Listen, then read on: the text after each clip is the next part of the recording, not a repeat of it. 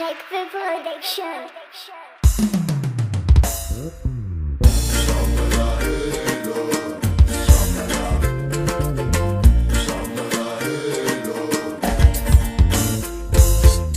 Hitanao ane Kristy raha fiainany katiramia anaty tapapako no mitady vy entina no ananany kibora mari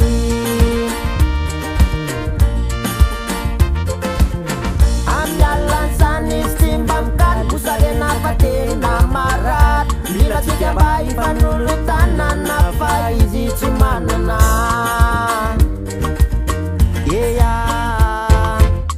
mapalahelo fa tsy manana mapalahelo fa tsy manana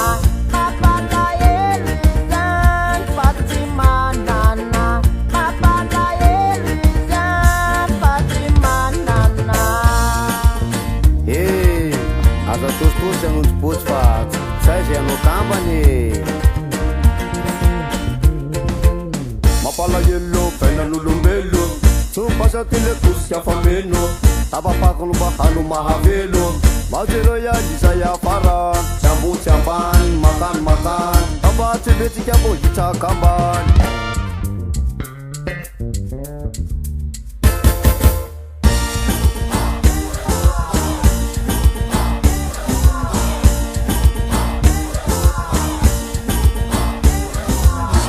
mapalahelo raleri fantoerany eny amin'ny lalamby tsy mba nanana tsano natorina fa tena namelatsafanjina tena mitsalito marary tsisy mitondra lopitaly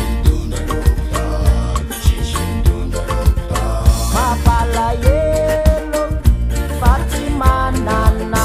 mapalahelo fa tsy manana